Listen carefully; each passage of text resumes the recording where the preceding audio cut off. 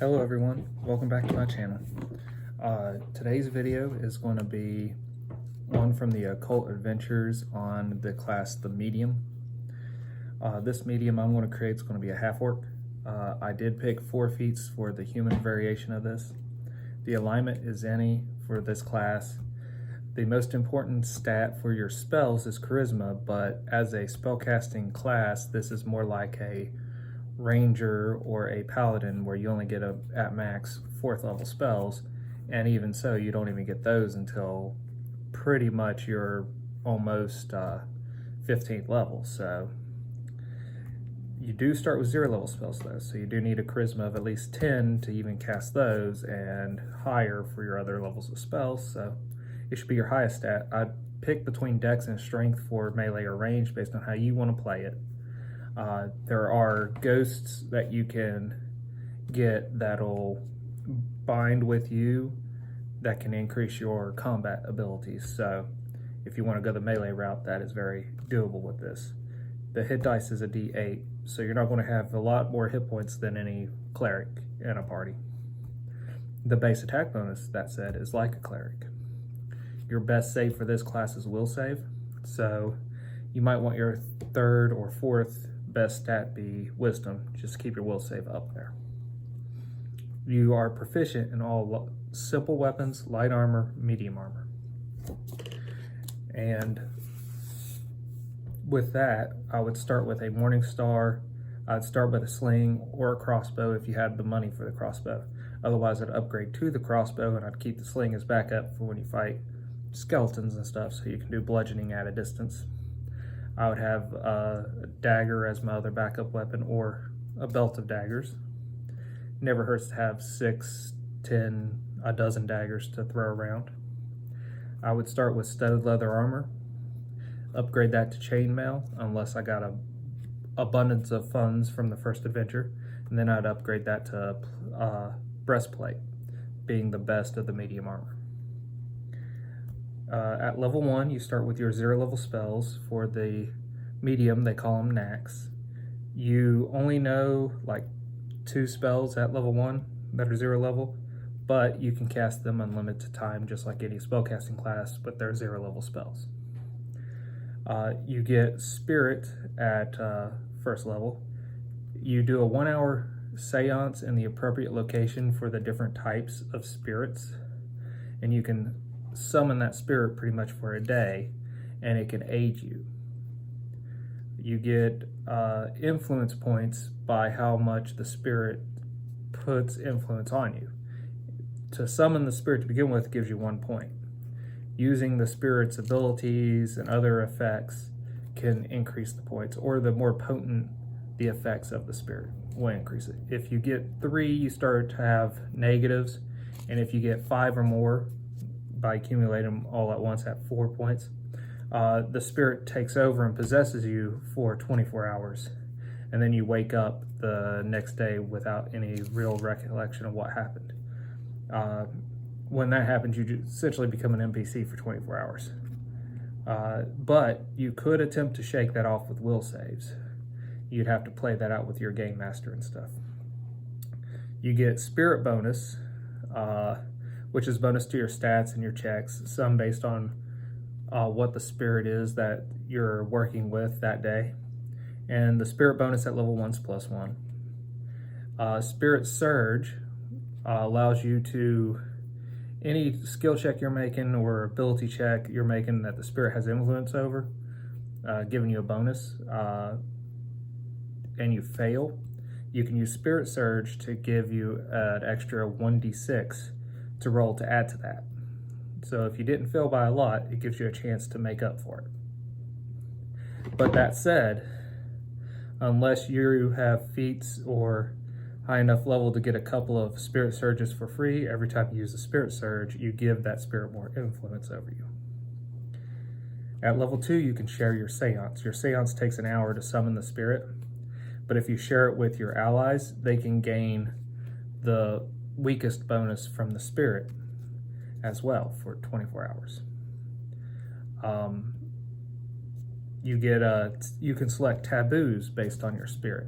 I'm not going to go into the taboos in this video for each spirit, but each spirit will list appropriate taboos for it. If you take taboos, the spirit has less influence over you as long as you don't break the taboo. And that will enable you to summon the spirits that have a lot better bonuses for you at higher levels without giving them too much influence to take you over right away. With a taboo, you can also use Spirit Search 2 times per day without it gaining any influence. At level 3, you'd get Haunt Channeler. You can go to areas that are haunted, like the walls bleed, doors slam, screaming stuff. The haunt's more or less out of the Occult Adventures. You can go there and you're always able to act in a surprise round with a haunt, and your touch does a d6 damage per your 2 levels to the haunt, and you can ask it one single question when you touch it. Or instead of letting the haunt be able to do what it does that could affect the whole group if it affects an area, you can instead possess the haunt so it takes you over. If you do that, every so often you get to make a will save DC 20 plus half your level. If you succeed, you can dismiss the haunt and shake it out of your own body. At level 4, you get the spirit bonus becomes a +2 instead of +1. At level 5, you get location channel. You can summon a person who's been dead that's tied to that location, whether it's they died there or that was their favorite place to hang out, and ask it questions. It'll be there available for questions for 1 round per level of medium you got. You can't summon this spirit more than once in a 24-hour period. So if either time runs out, you dismiss it, or for some reason it gets dismissed by something else, you can't re-summon it for 24 hours. Okay, so that gets us all 5 levels. The feats I picked was Spirit Focus, which will give you a bigger bonus with a specific type of spirit. Spirit Sense, so you can know when spirits are around. Third Eye, which allows you to do more psychic stuff and recognize things sooner. And Psychic Healing, which would allow you to heal others with your abilities and such. So the spirit types are Archmage. The basic bonus, which would also be shared with your party if they do the seance with you, is all your damage spells, magic damage spells, get +2 damage. Now this is something that you get, and the bonuses get bigger the more power you can get out of the spirit when you're higher level. I think the new powers start at 6th level and higher. So since I only built this to 5th level, the most you can get from summoning an Archmage is you can add and cast arcane spell, a weak arcane spell, while you have this spirit around. The Champion Spirit allows you to apply that spirit bonus to your attack rolls, all your attack rolls.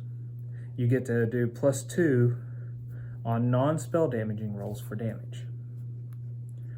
The bonus that you get for this being the weak bonus of this one, is proficient in all martial weapons and 1 exotic weapon. And the exotic weapon can be different each time you summon one of these. Hierophant. Wisdom and Will get the bonus. Your healing spells and ability heals get +2 points extra.